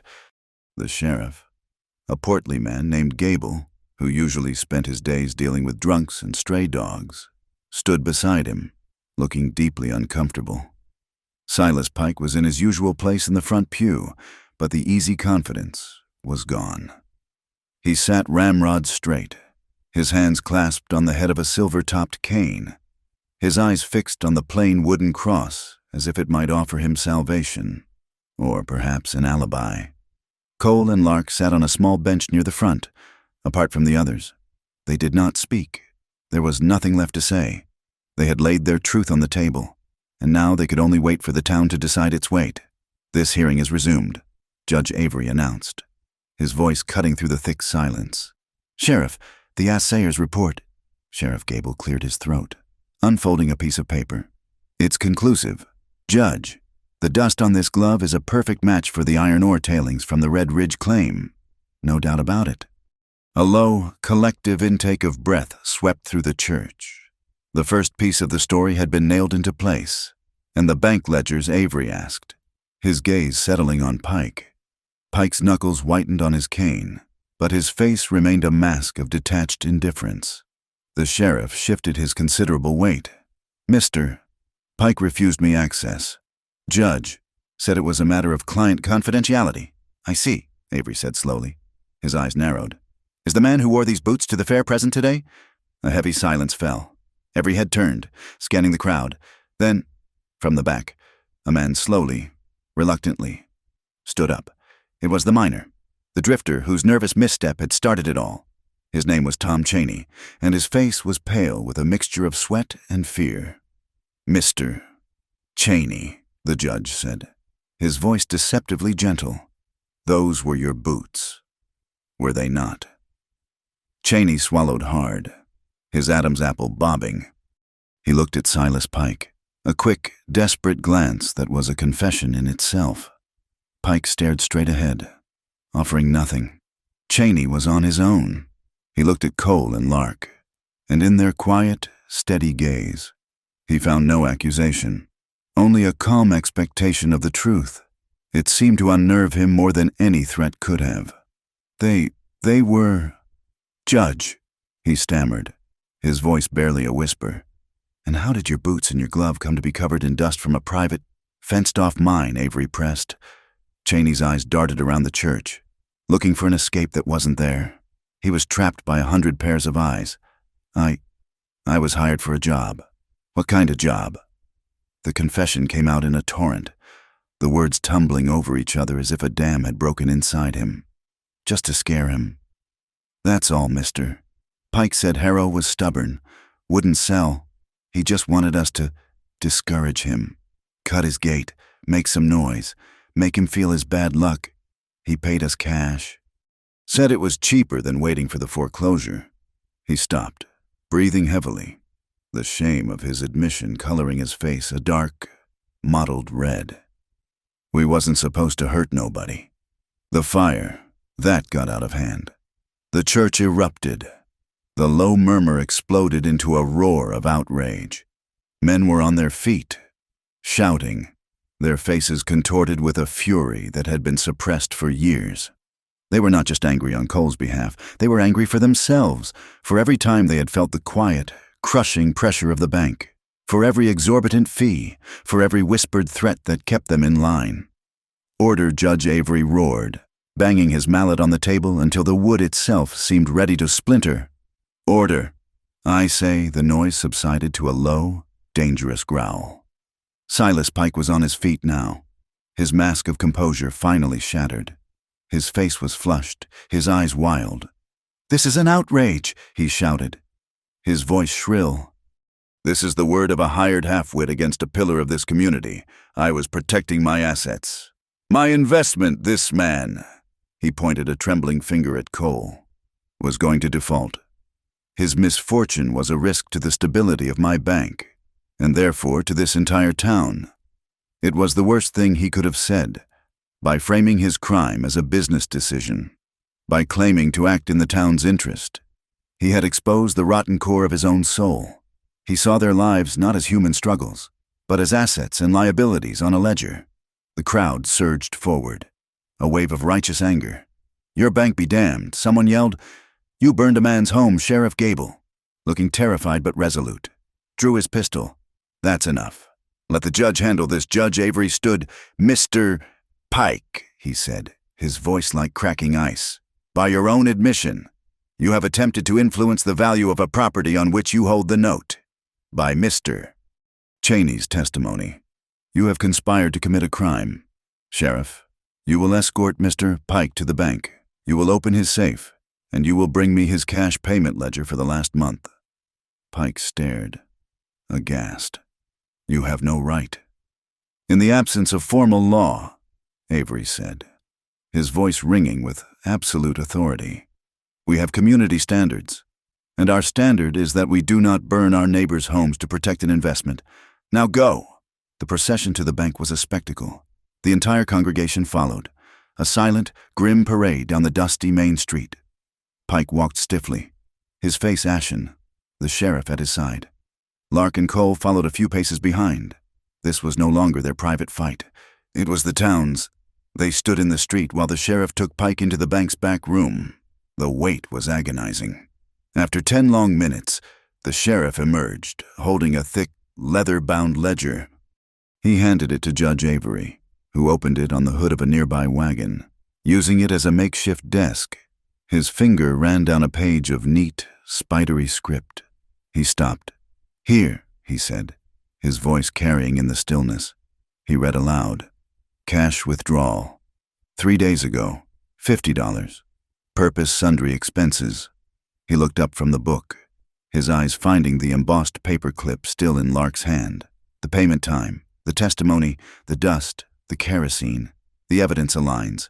A verdict had been reached, not by a jury, but by the simple, undeniable weight of the truth. Back in the church, Judge Avery delivered his sentence. "Silas Pike, you are a predator who is hidden behind the mask of commerce. You have used fear and debt as your weapons. This community will not send you to a jail we do not have, but we will strip you of your power." The sentence was swift and devastatingly practical. A fine so heavy it would cripple Pike's personal finances, to be paid directly to Cole Harrow for the complete rebuilding of his ranch and herd. All illegal and punitive fees ever charged to any citizen were to be immediately nullified and refunded. And Cole Harrow's loan was to be restructured, its payments tied not to the arbitrary dates on a calendar, but to the natural cycle of the seasons. Due when the grass is high and the calves are sold. It was a judgment born of the land itself. Silas Pike sat slumped in the front pew. He seemed to have shrunk. The proud, unassailable banker was gone, replaced by a sweating, defeated old man. He reached up with a trembling hand and loosened his cravat, as if it were choking him. Dark patches of sweat had stained the armpits of his fine suit jacket. As he shifted his weight, his bowler hat, which he had placed carefully beside him on the bench, tipped over. It fell to the floor with a soft, hollow sound and rolled under the pew in front of him, coming to rest in a small pile of dust. No one, least of all Pike, made a move to pick it up. The hearing was over. People began to file out, not with the boisterous energy of a victory, but with a quiet, somber sense of release.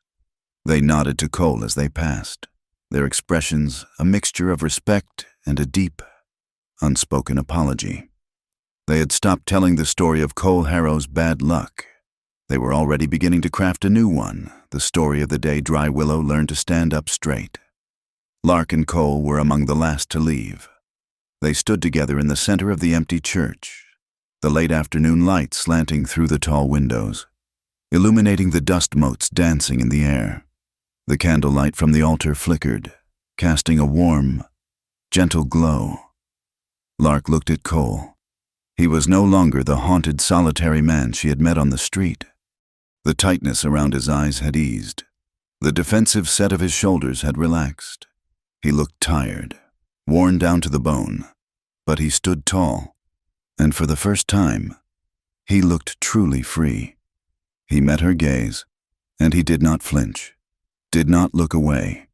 He simply held it, a long, silent acknowledgement of everything they had shared, everything they had survived. They walked out onto the church steps. The sun was setting, painting the bruised-looking clouds in shades of lavender and rose. The air was cool and clean. The fight was over.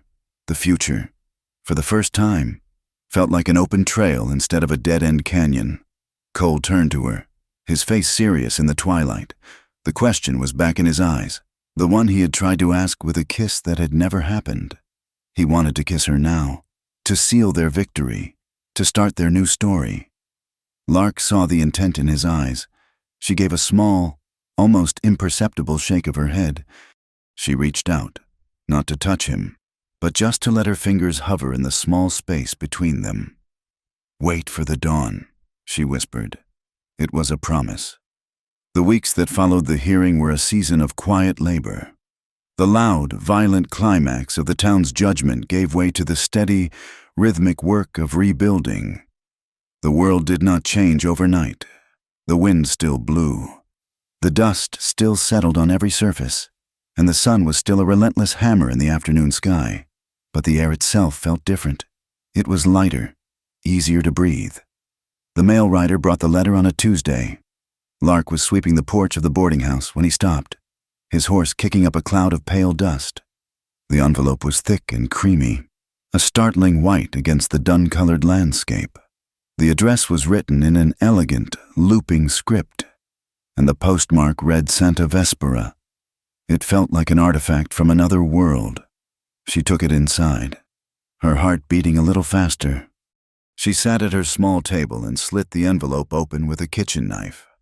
The letter was from the superintendent of a newly established school district in a town 200 miles to the south, a place described as temperate and prosperous. They had heard of her work in Dry Willow, of her courage and dedication. They were offering her a position. The words on the page were a siren's song. A proper schoolhouse, with real glass windows and a tiled roof that wouldn't leak in the rain. Desks for every child. An unlimited supply of new chalk and books that didn't have half their pages missing. And the salary. It was double what she could ever hope to earn here. It was a promise of a different kind of life. A life of comfort, of respectability, of ease. A life where she wouldn't have to fight for every single page of a primer or hold class in a barn that smelled of hay and memory. She folded the letter carefully and placed it on the table. Outside her window, Dry Willow looked exactly as it always had, dusty, tired, and hard. Santa Vespera. The name itself sounded like a cool drink of water.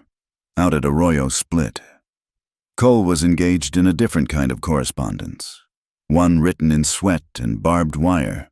The fine from Silas Pike had been paid, and the money sat in the Dry Willow Bank under Cole's name. A strange and unfamiliar comfort.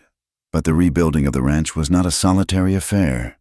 On the first day, the farmer who owned the barn school showed up with his 2 strong sons. The next day, the blacksmith arrived, carrying a heavy box of freshly made staples. Soon, there were a half-dozen men working alongside Cole, their hammers rising and falling in a steady, percussive rhythm. They were the same men who had once crossed the street to avoid him.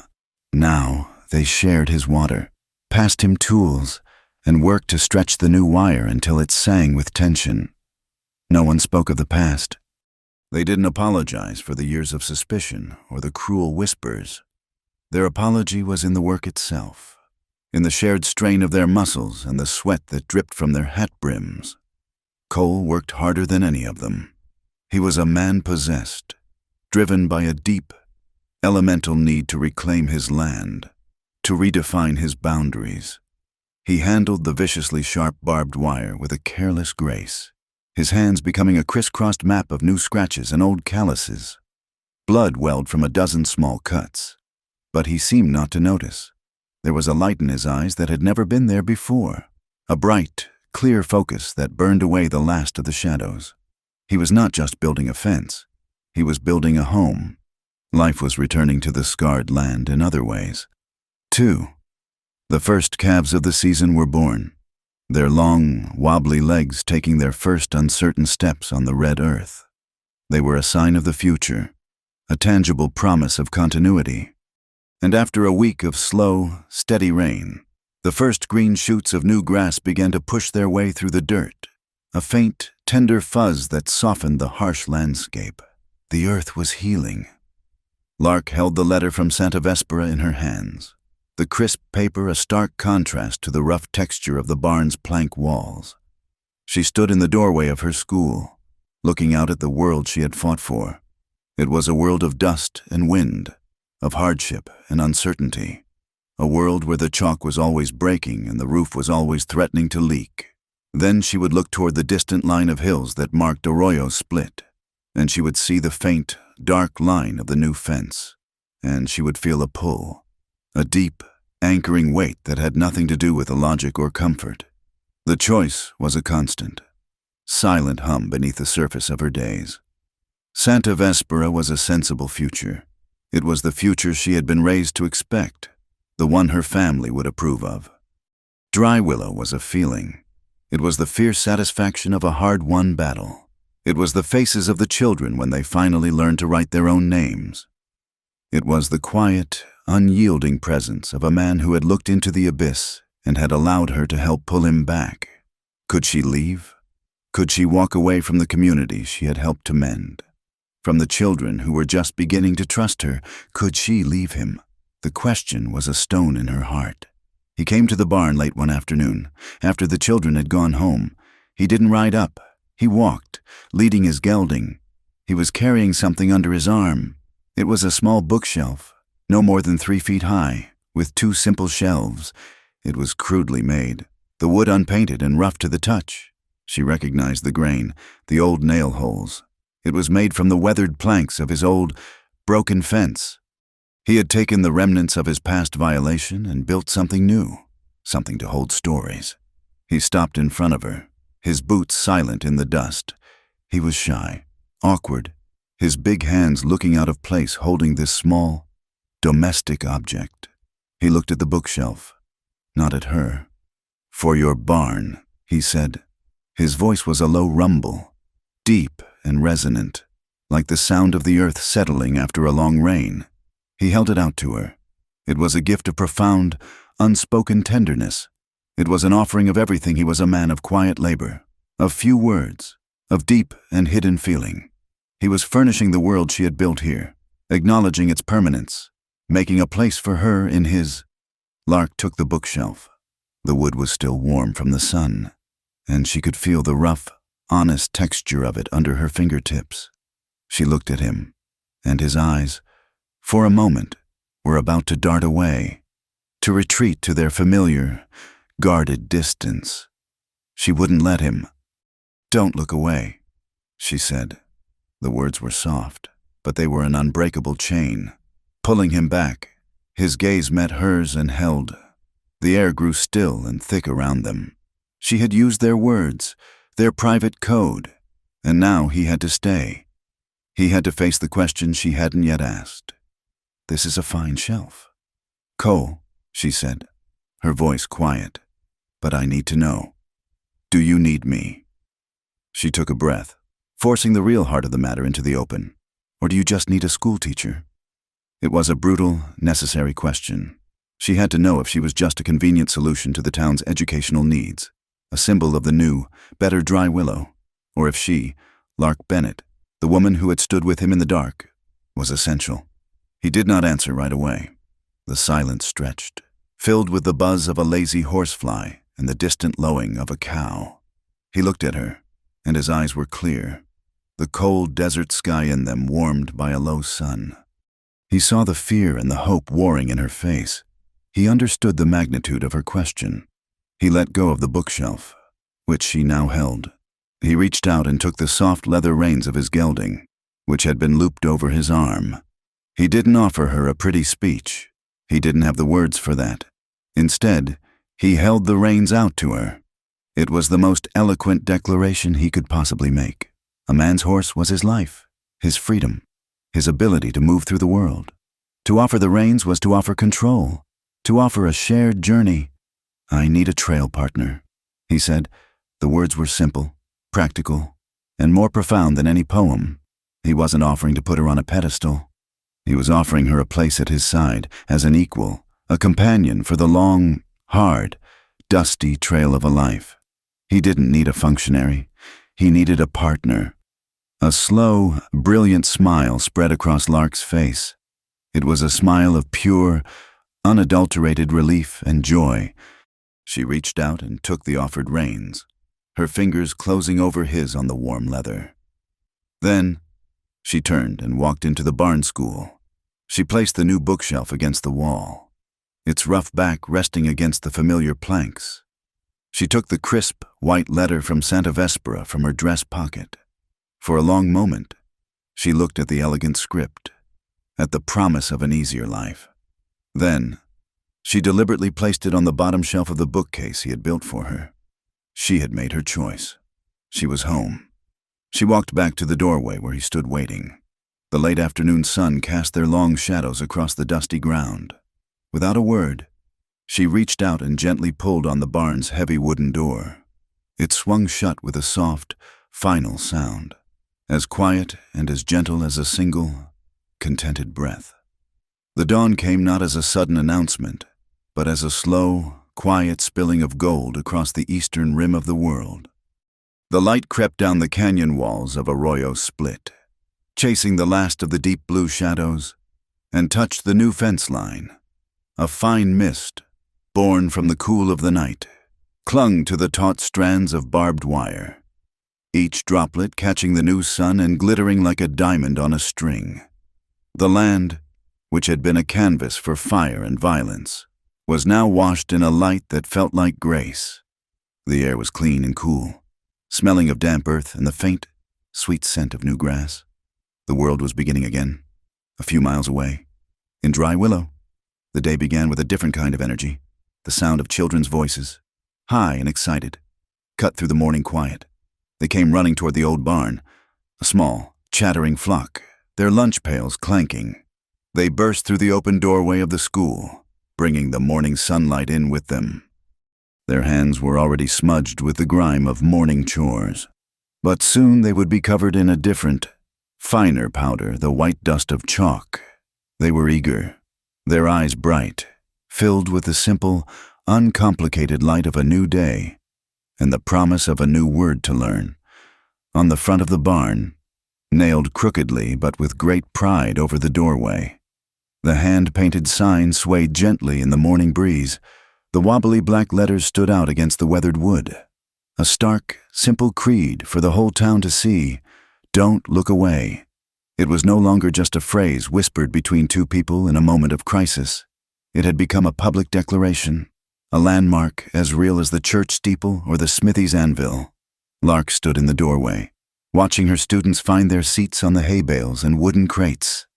A deep, quiet satisfaction settled in her heart.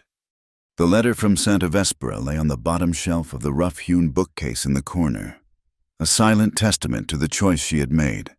She had chosen this, the dust, the constant struggle, the imperfect beauty of a place and a people who were learning to heal. She saw him coming then, walking up the path from the direction of the canyon. Cole moved with a new kind of purpose. The old, guarded stillness was gone, replaced by a steady, ground-covering stride. He was no longer a man braced for a fight, but a man walking toward his life. He stopped a few feet from the barn, his gaze taking in the laughing children, the proud, wobbly sign, and finally, her. She walked out to meet him, stepping from the shadow of the barn into the full warmth of the morning sun. She was holding a small, folded piece of cloth in her hand.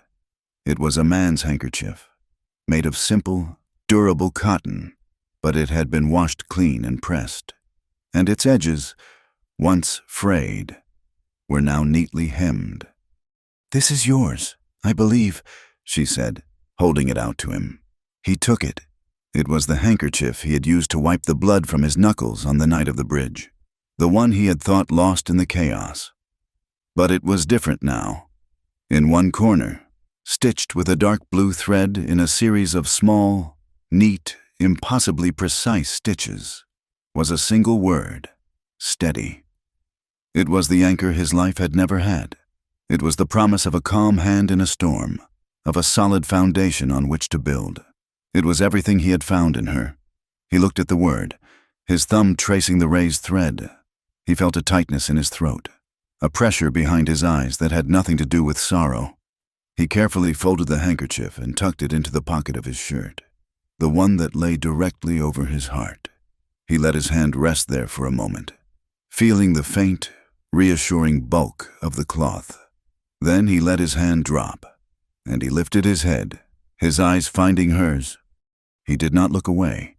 He did not waver. The old instinct to retreat, to hide behind the wall of his own pain, was gone. He stood before her, open and present, his gaze as clear and direct as the morning light. She saw the change in him, the final, quiet settling of a soul that had been at war for too long. A soft smile touched her lips. "Don't look away," she said again. This time, the words were not a command. They were not an anchor in a storm. They were an invitation, a soft, gentle whisper that asked him to stay here, in this moment of peace, to share this quiet victory with her. He held her gaze. The world seemed to fall away. the sounds of the children and the town fading into a distant murmur. There was only the vast blue sky of his eyes and the warm, green earth of hers. He watched as a slow shiver ran through her, a small, involuntary tremor that was not from the cold.